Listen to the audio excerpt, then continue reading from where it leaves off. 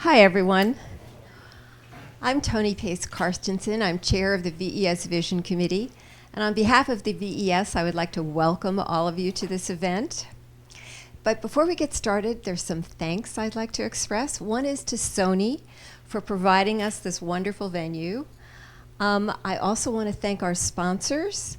Our sponsors are Side Effects Software, VFX Technologies, G Technology, and in particular, Jim Reisman and Rob Stauffer. Thank you so much. Also, I would like to yes, thank you. I would also like to thank Mike Chambers, who's chair of the VES, and Eric Roth, who is our executive director, without whose support the Vision Committee would not exist. Yes, thank you. Let's applaud them. Thank you. And now I'd like to introduce our moderator. Scott Squires is a VES fellow. He is an Academy Award-winning visual effects supervisor. He is CTO and co-founder of Pixvana, which is a company that specializes in developing the technology for delivering VR. Please join me in welcoming Scott Squires.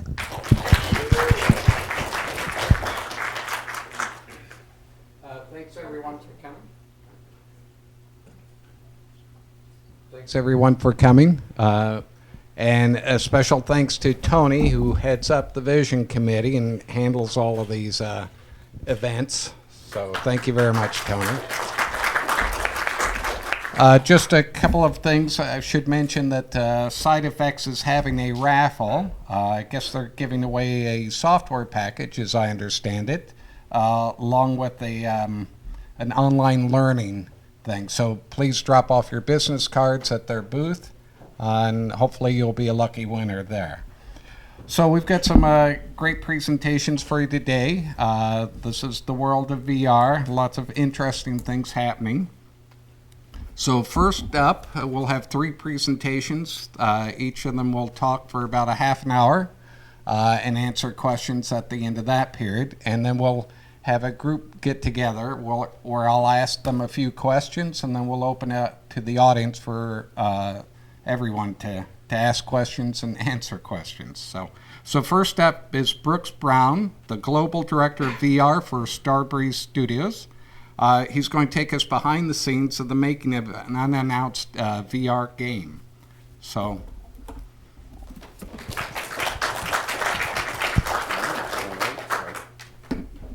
All right. This should be working now. All right, and where's mine? Go down to that. Let's see. You got it. And I'm Now over- we've got a mouse. Oh, we've got a mouse now. Wonderful. This would be me. Yep. All right. Okay. In theory, I should be able to hit play and we get going. Hey, there we go. So as mentioned, my name is Brooks Brown. I head up VR for Starbreeze Studios. We have a very different setup for everything we're doing, and since I was speaking to VES today, I figured I wouldn't spend a great deal of time talking about how to make things visually beautiful. It's not what I'm good at, and it's the wrong audience. You all are much better than me at any of those things. Talking about how to do 3D models, pipelines, not really my world. Instead, I want to talk through what we do and how we design and how we think through projects. As mentioned, it was an unannounced title when Toni approached me, but we've recently announced that we're doing virtual reality for The Mummy alongside Universal in partnership with them and their global brand team. Wonderful group. We'll get through all that. So right now we're actually live as of 3 days ago at 30 Rock and here in the IMAX VR centers, kind of across wherever they happen to be, Hallowed and Highland and a few other locations. I always open my presentations in VR with one of my favorite quotes from Gilles Deleuze. I'll let you read through it and not sort of speak down to you by reading it for you. The core idea of this quote and why I like to bring it up is when people come to VR, they tend to come to it with an understanding of what VR is supposed to be. And they do that with their understanding of what their favorite medium is. Often I talk to audiences who are film executives who come to it very much thinking it's a film project. And they bring the language and cliches and world of that as baggage with them when they create. This is true of people on the game side when they develop games for VR. They do the same thing. They bring the language and everything that they've brought. What we also need to understand is that virtual reality is a very unique medium. The fact that actually the vast majority of people who play VR are bringing with them expectations and their understanding of a lot of different stuff. So I just love to open up with this quote. I'll make my way back around to it. So first off, who am I? Come on, there we go. Quick version of my background. I was fortunate enough to work at Lucasfilm. I got to work on some major brands. Indiana Jones, Lego Star Wars did very well for me. And then I spent 4.5 years working on Avatar, the franchise team with John, Jim, Richie Bainham, and all these wonderful VFX people. Very talented groups. My job was to figure out what we were doing across the digital spectrum. VR happened to catch my eye. And I've always had a touch and a taste for video games and playing inside of that space. Prior to all this, I spent a great deal of time working in documentary films, music industry, and a lot of different places. I was fortunate to work with Michael Moore. I'm a big believer in people being able to sort of share their experiences. I'm also an extremely hardcore gamer. It's important as I talk through these things that you understand I'm coming to this with this being my baggage and my cliches. I am the person who is, this is actually old, I'm passing 3,000 hours in Dota 2, which most people haven't actually or even heard of at this point, and I'm breaking 1,000 hours in Rust, which is a phenomenal game I recommend to nobody. It's accurate. It's basically an asshole simulator. Wonderful game, but not for me, not for everyone, for sure. What I actually do for a living, though, I like to pretend that I'm Anthony Hopkins in Westworld. I like to pretend I'm creating worlds for people. That my job is to actually create these spaces for people to explore. And not to explore, as sort of the quote from the show says, not explore who they are, which is not really what I think VR does and what I think digital or even film does. But it gives people a chance to have aspirational experiences, to see who they could be. Of course, what my parents think I do is colored by their background and their understanding of what VR is. This is a Lawnmower Man, I'm sure. For the younger people in the audience, this was a VR promise basically delivered when I was, I believe, 4 or 5. We didn't quite deliver on it at the time. We still actually don't deliver on this 30-year-old promise, but this is the baggage they come to it with. Now, the reality is what I do is look like an asshole. All of us do when we play inside of VR. This is the Star VR headset. Starbreeze a few years ago decided, thanks to a wonderful title that we had called Payday, we were a little bit more successful than we expected. So we started figuring out what we actually wanted to do in the interactive space. So we acquired a company called Infiniti. They developed a headset for us. It's very different than others. It's not intended at all for home use. Instead, we went directly to location-based. Location-based as a core setup means that ultimately everything has a chance to be a bit more higher quality. That includes the headset. We're 5K screen, significant number of pixels, massive field of view, 210 degrees. But it's not just that. By going location-based, we also have this wonderful thing called max spec. Normally when you develop, min spec is what you're developing for. For us, it's literally, look, computers don't go faster than this. Sorry, we don't have the ability to do that. So some of our experiences are running 1080 Ti's in SLI. Other ones are running the brand new wonderful setup that they've got for the Titan X's. We're able to really push things super far. So I'm going to try to get down so I can see what's coming up. Okay, awesome, I can do that. And all these things ultimately mean that when we go out and when we go out, our setup is not just building a game, we're actually building an entire physical build out for these things. We call these pods. This is our in-progress shots of our build at 30 Rock that has just recently opened up inside of New York. It's at the NBC store. Totally recommend checking it out. This is basically what the Mummy looks like when you're not in virtual reality. And this is also what it looks like when you're not in virtual reality. It's been a really fun time to actually sit down and watch people play through these things and set up. And the other thing that comes with location-based is that audience. Very often when we design all sorts of different things, we basically know what kind of audience we're getting. People who prefer the filmic side of things, 360 video works great, very broad consumers, or we're playing towards very core gamers. Again, I know my audience, I know who I am. The person who plays the Vive, the person who owns 90 different games on it, they're not the people on the left. They're maybe not even the people on the right. They're much more sad, lonely people like myself. But we're designing for those people. It's very different for us. And we've had a chance to do some really, really fun partnerships with Universal over the last, well, most of Starbreeze's history. Some of our major breakout hits and critical acclaim things came alongside partnerships with them, as did our Scarface pack that we had just started to release earlier this year for Payday 2. And we were sitting alongside with them and we said, we're doing all these location-based things. We had just released John Wick, which wonderful experience inside of the IMAX VR centers. We wanted to really figure out how far we could push VR. We wanted to find a partner we were comfortable with, so we hit up our friends at Universal, said, you know, you've got this fantastic film. And they said, we know we've got this fantastic film. It's called The Mummy. And so we started working alongside their group and trying to figure out what exactly we could be doing inside of the space. And at a very, very basic level, we knew, and this is very, very basic, I'm not actually showing you the pitch, but we knew we wanted to try a few more things. With John Wick, we had sort of had some level of horde mode. We wanted to keep doing that. We wanted to play inside of that space and see how far we could push that concept. We really wanted to steal a moment from the film, not have you relive it, but live a side story to it. It's one of the things I believe in storytelling in VR is that we have the opportunity to take the story that people will be watching and give an ancillary in to it, which allows people to experience, whether they've seen the film or not, they're experiencing something new, referential to something they will see or something they have seen. We also really wanted to do some crazy things that were location-based first. Because we're location-based, we have a lot of opportunity to physical build-out, and we kind of are insane and take on more than we can chew, for sure. We also knew things we wanted to avoid. People get very, very bored very fast when they're staying in one location. And by one location, I don't mean that in the real space, but inside of the virtual space. Inside of the virtual space, standing in a single spot for 5 to 7 minutes, people simply get tired of it. The average consumer is ready to be done. They take their heads off. They say thanks. They had a great time, but obviously they weren't at a level of immersion we want them to be at. The second thing we needed to avoid was having a shooting gallery. We needed to make sure that the person didn't feel like they were shooting at things, but rather they were part of the scene. We also wanted to avoid the gamey arcade feel. And I'll get into the sort of reasons we learned a lot of this and our sort of design philosophy around that. But this is really where we started. So we were talking with our friends, Bill, Pete, Nick, all these wonderful people, and of course, Chris, who heads up the group over there at Universal Brand Development. And we actually had a chance to dive in super, super deep. Now, the other pain in the ass that comes with location-based, though, because these experiences are 5 to 7 minutes, you're talking about a 2.5 month, 3-month development cycle from beginning to end. You don't have the ability to do a year.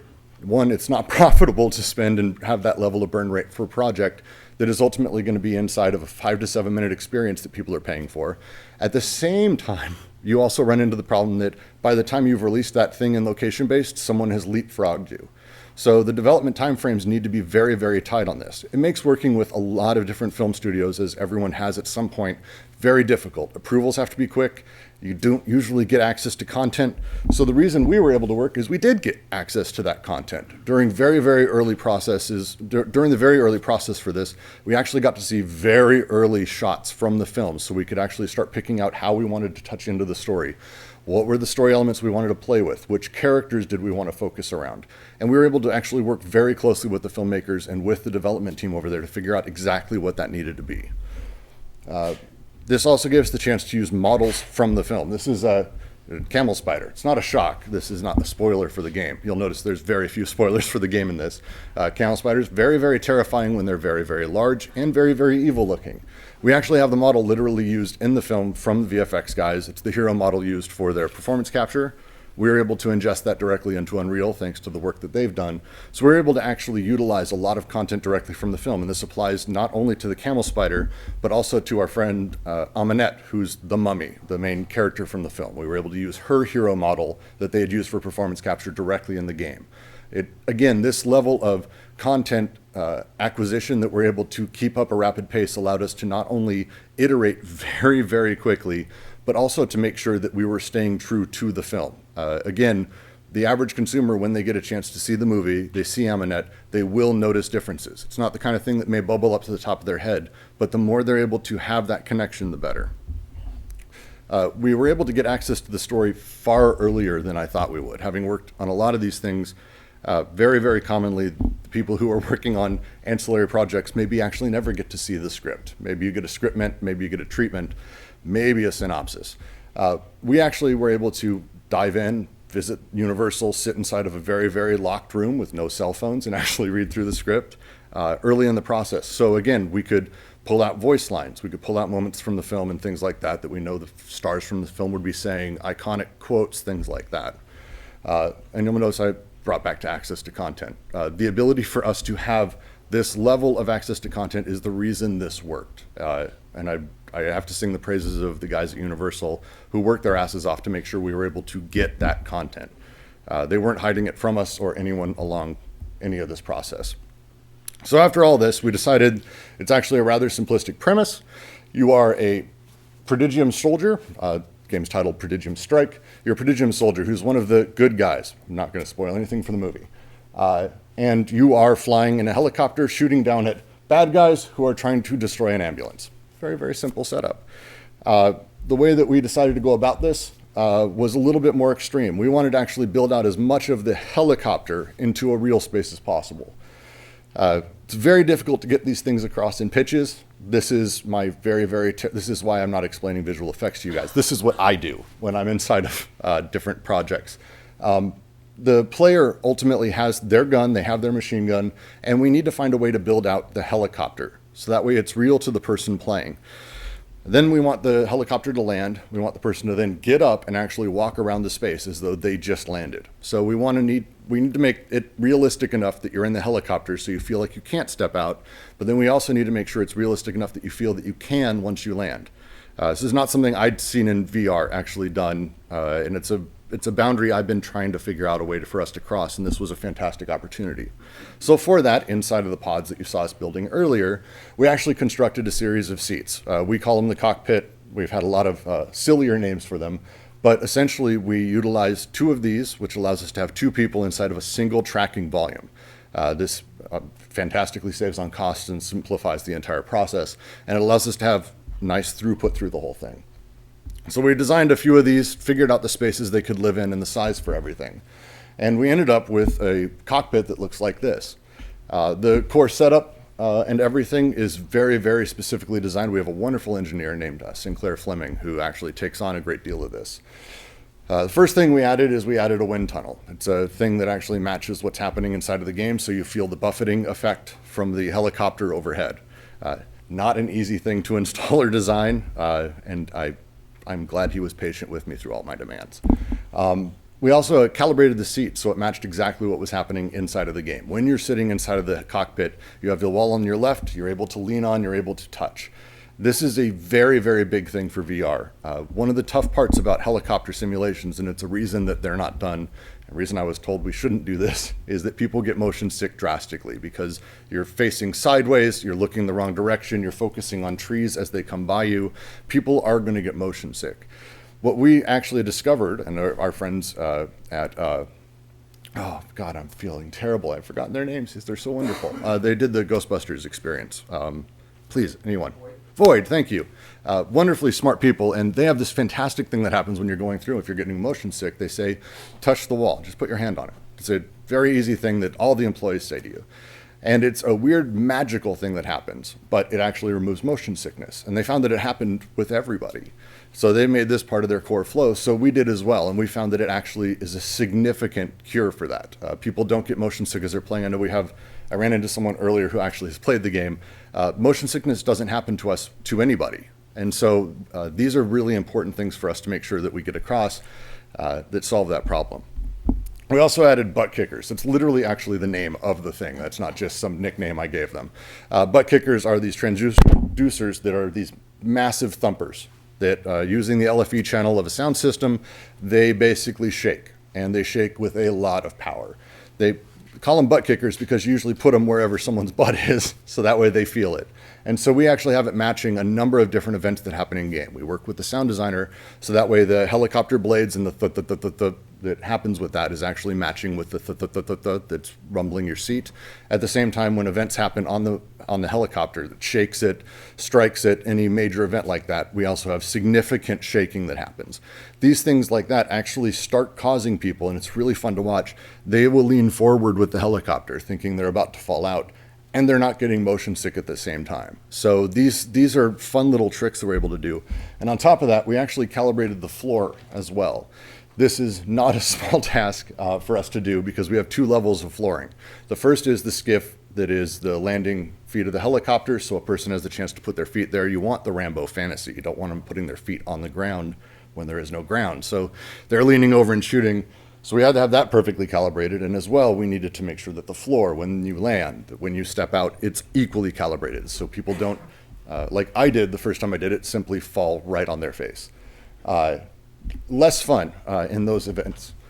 So all of these things we've designed, and this is actually what the setup at 30 Rock looks like, and I wanted to actually share video. It's not, why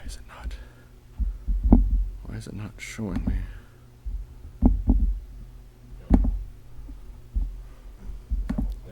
There it is. Let's do it over here. So all of this basically leads up to me being very happy it's been a success. We've only been open 2 days. How can I say it's a success? It's because we actually have been recording reaction video. We have the rights to it, which is good. And this, to me, average person who walks in, non-gamer, are they having fun and are they having a good time? Good times are relative, but I think she's definitely immersed. Oh, come on. Come on. Sorry, not used to touchpads. I'm terrible. There's a mouse.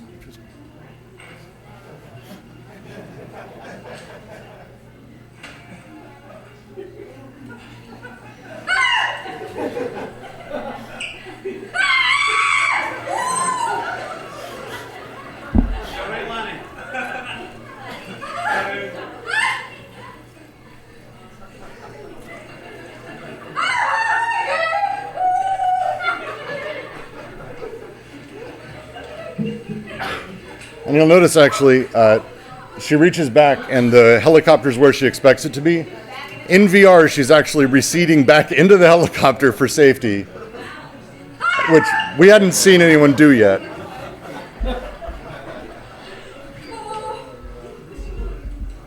And he's having a great time. It's a very different experience. I'll actually let that play for a second. So the core setup, again, as we talk about this, to us, the success is someone like that.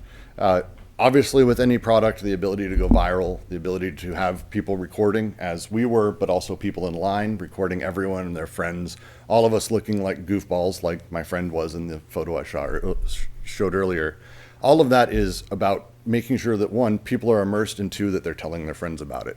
This is basically a success to us. How we end up at this point and how we deliver immersion, we have a couple different rules that we've sort of learned over time. We've had a chance to do a lot of these experiences. Very, very small ones, quick user studies, quick prototypes that we totally will never show anyone and I will not talk about. Lots of different things that we've done. And the things that we've learned that I'm about to talk about apply to our industry. It's not to a lot of stuff that other people are doing. VR is a very complicated world, and I want to make sure that we get this out of the way. This is not for arcade home use. This is not how mobile people deal with it. That's a very different audience than who I'm talking about. And at the same time, 360 video, it's a whole thing. I've actually gotten in trouble for talking shit about 360 video in the past, but the reality is it's a very different setup than ours. So for us, it's about talking about who that audience is and who's coming into us. When people come in, again, we're talking about the language and the baggage that they're bringing with them. The ability for us, for example, to play a very classic role of a movie theater where we're mediated by the screen. We have the director telling us what we're going to be seeing, and then we have the viewer on the other end. That's my favorite picture at Jim. At the same time, on the games thing, where I've spent the majority of my life, we have the mediator, which is the controller and the console and the screen, that basically mediates between myself and the game designer on the other side. And there's a lot of theory around how game design works and how experience design works. But I'm actually going to steal one from one of my favorite slides from my buddy here, Matt. He's a wonderful game designer, wonderful GDC talks, if you ever get a chance to see him. He's designed a number of games. He's stellar, actually. And how he talks about how you do level design is something that has become more and more important to us as we've been designing location-based. Basically, the way he looks at it is when a person's seeing a world, you need to make sure things aren't too simple. If they're too simple and people can recognize patterns very, very quickly, they get bored. It's just the nature of it. At the same time, if something's far too complex, they're done. They're very, very confused. For us, in VR and for interactive design, the ability for us to have that sweet spot, that complex environment with discernible patterns, so I can play and I can learn inside of a space, is what makes it. And he's got, this is the slide, I stole it directly from his presentation, with permission, but I did. I wanted to change a little bit of his, because for us, the reality, especially in VR, for us to be talking about how we design a game, we make something, we need to make sure that it's within the player's best strategy. How are the players going to be dealing with it? With location-based, it's extremely important because the players are a broad swath of people who may have any level of expectation when they come in. Inside of a game, the way that this works is, I can tell you right now, and everyone can see, who do I kill first? This is not difficult. This is decision-making in Doom. These very, very, very easy setups, very, very basic language, almost too simple. At the same time, other games can get hyper-complex. Feel free to tell me what you think the player is going to do next. I've got 400 hours in. I can probably tell you that's not healthy. With VR, though, we're in a different spot. We don't have a mediator. We don't have that screen that's in between us. Instead, we're talking directly for the player and with the player in a very, very odd sort of dance. So when we talk about what is this guy, and they see this fantasy of this helicopter, which is the first thing that they run into when they see the experience, they could go down the path of Onward. Onward's a wonderful, wonderful Steam game. 50,000 sales, 30,000 people a day watch it on Twitch. It's an ultra hardcore shooter, super fun. Again, not a game necessarily I recommend to people because of the difficulty and intensity. So when they see this guy, this is the world that they jump into because they're core gamers. They're ready to do it. And how do they do it? What's their mediation? Well, they've got this. This is how you use the controllers. Once you use the controllers, of course, you've got to figure out how to just move around the damn map. It's a whole different setup. There's a level of difficulty and complexity that someone like me is happy to do. It's why Steam games and VR games are able to have that success with this level of complexity. This doesn't work for us. This doesn't work for this guy. Instead, when we go and we're in IMAX VR and we're opening up inside of a theater in New York, for example, or we're in the NBC store at 30 Rock, that's not a core gamer audience. This is her. So when we design it and we set it up, people have an automatic understanding of what that guy needs to be. Even she does. And how do I know? Because you can see how she's holding the gun. You can see how she sat back in the helicopter, how she put her foot up on the skids. When you watch the entire play, she understands the role she's playing and what she needs to be doing at any given minute as she moves from thing to thing to thing. And this is how we've been designing in location-based and how we see VR. So to go back to Westworld, the thing that we need to understand ultimately when it comes to location-based because of the broad audience is my favorite quote. And I once called Anthony Hopkins my spirit animal from this TV show. It's completely true. The reality is people aren't looking to find out who they are or anything like that. They're trying to figure out who they could be. And so they're playing the role of the gunner in the helicopter. They are playing the role of the guy. It's not us putting the role into the person, which it very, very commonly has been. When you do 360 video, you are the character that you're playing. You are the director's direction. When you're a game designer, you're making a world, fantastic worlds generally, but you're making worlds where a person is effectively a vehicle. And the character is the vehicle for me to drive forward along the road, take the turns that I may want to, but I'm playing that character. With us in VR and with location-based, it's the opposite. We need to make sure that when we design for people, that we're designing for the person to play that role. That means Brooks, that means Toni, that means that poor woman we scared the shit out of with the spiders. She's the one playing, and we've got to make sure that we create the experiences for them. That's my talk.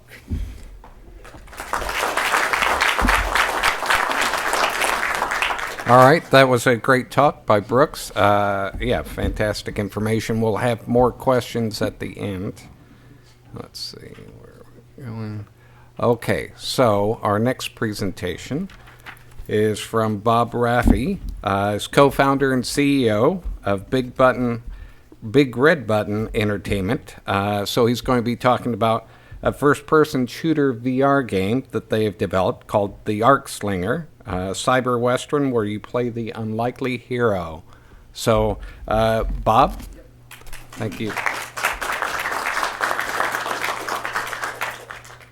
Thank you very much. Tough act to follow. I'll do my best. So, where Brooks was talking about location-based entertainment, we're more in the trenches. We're a game developer, and we are mostly focused on consumer products. Some of the cross-outs that he's doing exactly is where we're focusing on. So today I'm going to talk about a little bit about the studio culture. and how that led to the development of Arcslinger. So I'm going to launch this. Hopefully it'll give us slideshow. All right. So who am I? I was the first employee at Naughty Dog. Naughty Dog was focused on original world creation, and I fell in love with game development. I always thought I was a traditionally trained artist, and I thought I would wind up in visual effects.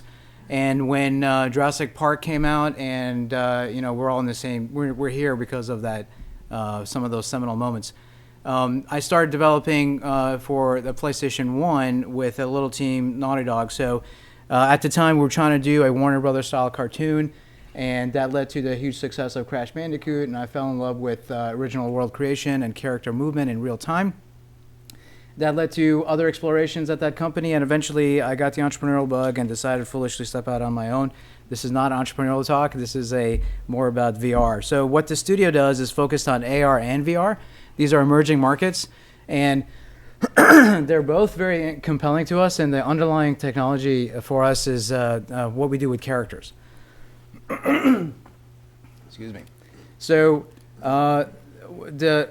we are very engine agnostic. We use whatever game engine works for the system, and right now we're focused on consumer products, where Brooks' team is focused on what very few people on this planet will probably experience is very high-end VR, where we focus on more the mid-tier, where more consumers will buy these products and experience them, and also mobile-based VR, which is the bleeding edge in terms of using state-of-the-art mobile devices to have untethered experiences that you can play anywhere. So way different experience. So the studio history, we are actually working on a similar film project, what Brooks talked about, but this is more for consumer home, and it's slated to be 60 plus minutes of experience. So we're taking a very similar approach, but we don't have the luxury of having the contextual interactions that Brooks talked about with, we only control basically the seat, and the controller is all we have, is a device that we know is absolute. So we have to make sure that the user clearly understands where things are and where they go. And we're assuming that most of our consumers are going to be savvy gamers, because as Brooks pointed out, the early adopters are going to be guys who are interested in that space and are playing games. So therefore, we're not taking a casual approach. You have to step it back a little bit for location-based. So this is more about core development, and a lot of our guys, the people that play, will probably be men, will probably have experienced shooters and understand that language, but at the same time, we know that it has to be accessible. So other products that history we worked on, we're bringing Arcslinger to HD later this year. We have a demo of it outside on the PlayStation VR.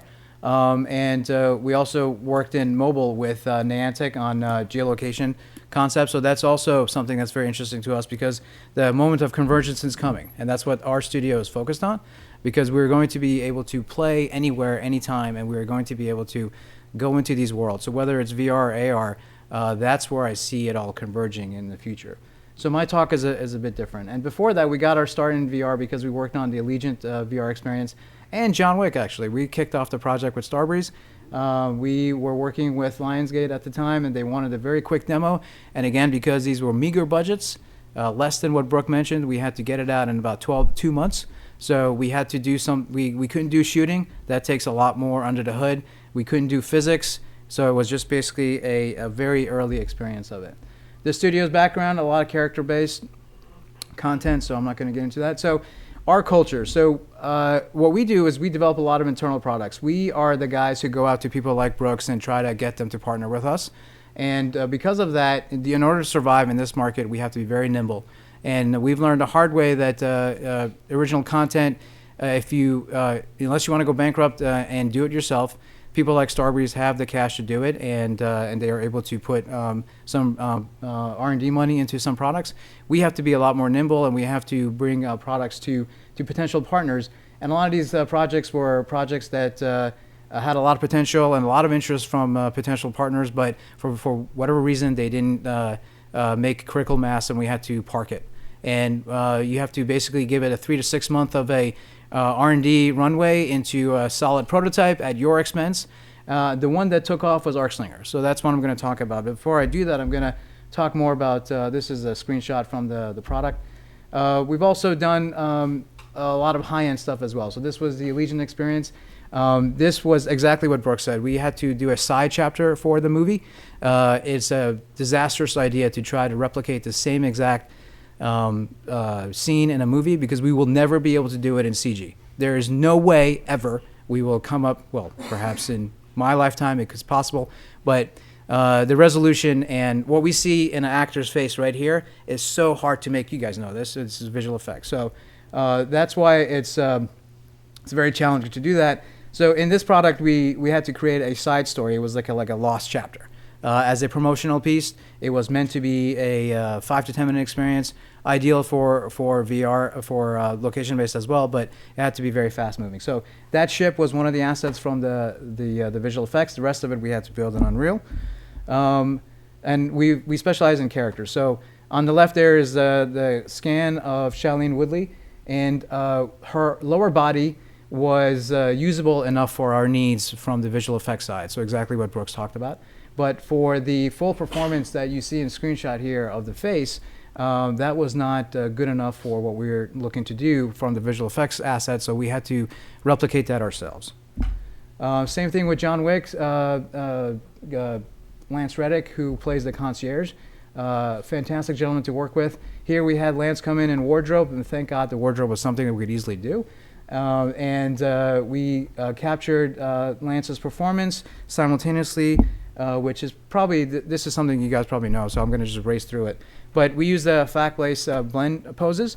We have Lance there taking a shape, and then we clean up the asset and make PBR shaders. And here we have the final asset in the engine. And the process is very much like what you're, I'm sure, used to.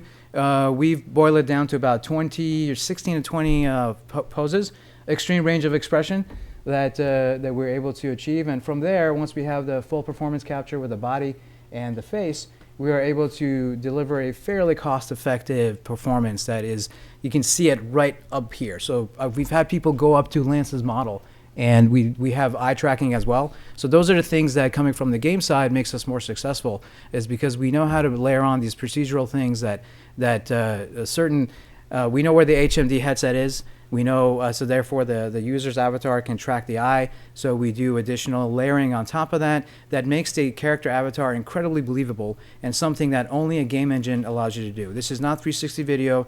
I agree with Brooks, this is not my expertise. I fell in love with game development because it allows you to have agency and allows you to have player choice. And that's why I've dedicated my artist career to that, and where originally I was looking to get into visual effects.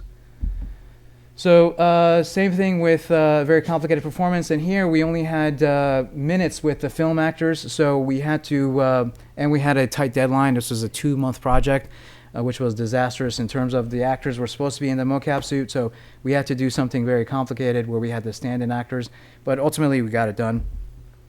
A screenshot from the environment that was a part of the launch of the John Wick experience.